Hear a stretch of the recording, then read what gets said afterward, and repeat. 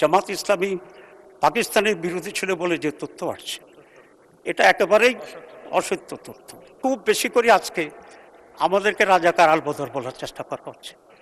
এবং গতকাল আমি শুনেছি মাননীয় স্বাস্থ্যমন্ত্রী নাকি তুই রাজাকার বলছেন।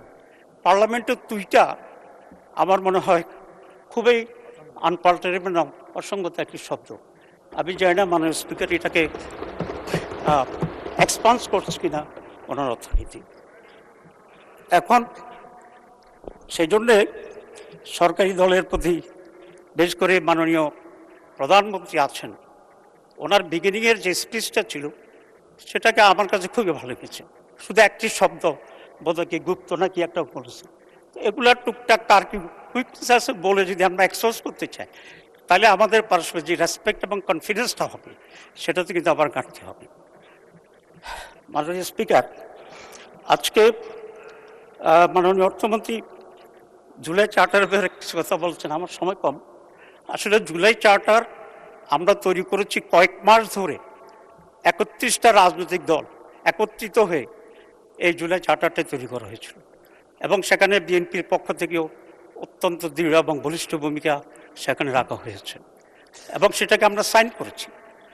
কিন্তু পরবর্তীতে যে কতগুলো জিনিস যে দল ক্ষমতা মেজরিটি পাবে তার অনুসারে করবে, এটা কিন্তু আমাদের আলোচনার অংশ ছিল না। দ্যাট ওয়াজ অলসো এই প্রতারণা। এই প্রতারণা কার পক্ষ থেকে হয়েছে এটা ন্যাশনের কাছে আমরা এক্সপোজ করবো ইনশাআল্লাহ। এরপরে সংক্ষেপে আমি যেটা বলতে চাই যে গণভোট তো আমরা সকলে মিলে করেছি। এটা আসছে অলরেডি যে আমাদের মাননীয় প্রধানমন্ত্রী গণভোটের পক্ষে কথা বলেছিলেন। গণভোটের আপনারা ভূমিকা নিচ্ছেন কীভাবে আমি বলি।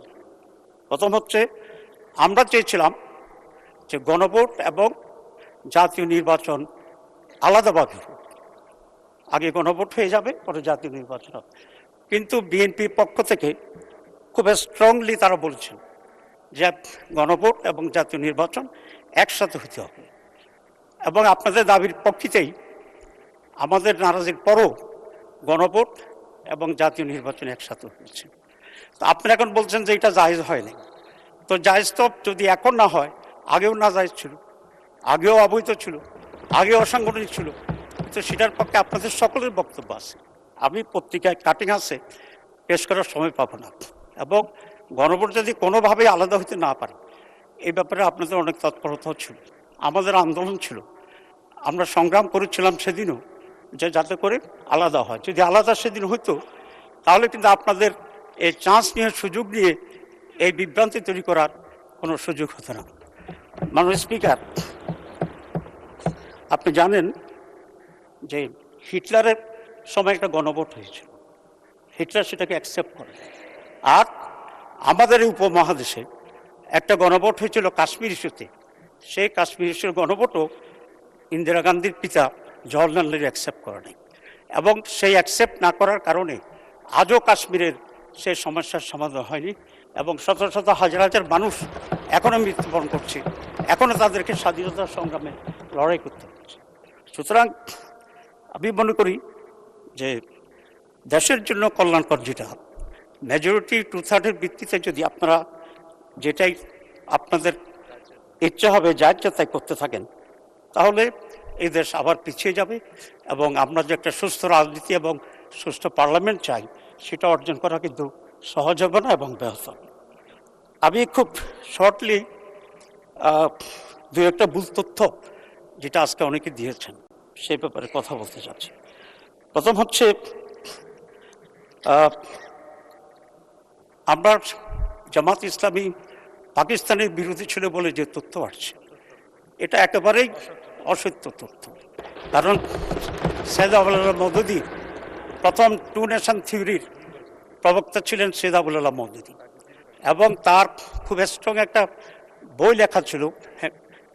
সেটাকে তৎকালীন মুসলিম লীগ পলিটিক্যালি হাজার লক্ষ কপি ছাপিয়ে সারা পাক ভারত উপমহাদেশের মানুষের কাছে, মুসলিমের কাছে পেশ করেছিলেন। এবং পাকিস্তান স্বাধীন হওয়ার পরপরেই উনি কিন্তু পাকিস্তানে মাইগ্রেট করেছেন। উনি যে কথাটা বলেছিলেন সেটা না বোঝার কারণে কেউ বিভ্রান্ত তৈরি করছে। উনি বলেছিলেন যে ইসলাম প্রতিষ্ঠার জন্যে একটি স্বাধীন ভূখণ্ড দরকার। উনি পাকিস্তানের পক্ষে কথা বলছেন।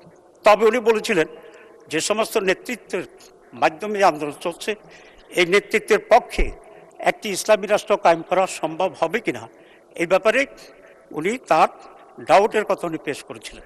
তো দুটা তো টোটালি ডিফারেন্ট জিনিস। কিন্তু যারা এটাকে বাজেভাবে ইউজ করে কন্ডেম করতে চায়, তারাই এই সত্যটিকে অন্যভাবে তারা পেশ করতে চাচ্ছে। He was totally in favour of Pakistan.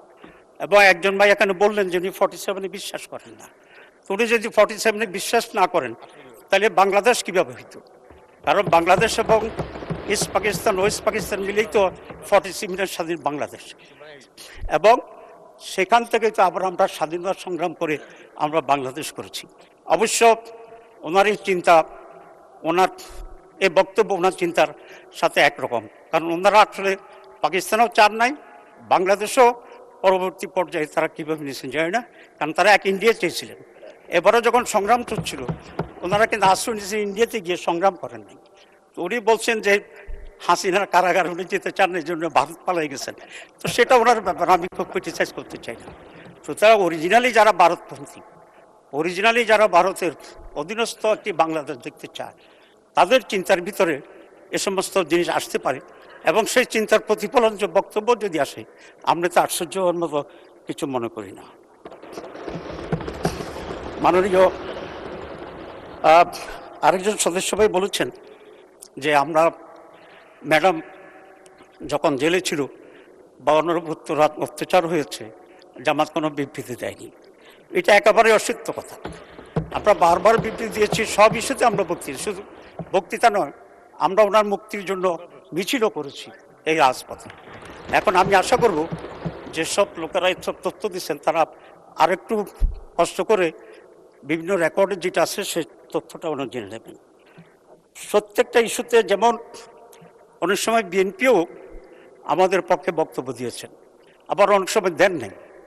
যেমন আব্দুল কাদের মোল্লাকে যেদিন ফাঁসির অর্ডার হয়েছিল, সেদিন আমি রাত্রে 10টার দিকে ম্যাডামের বাসায় গিয়েছিলাম একটা রিকোয়েস্ট করার জন্য, এবং সেখানে আমার সাথে আজকের বিএনপির মাননীয় সেক্রেটারি জেনারেলও দেখা হয়েছিল, ওনার শোনা আছে কিনা আমি জানি না।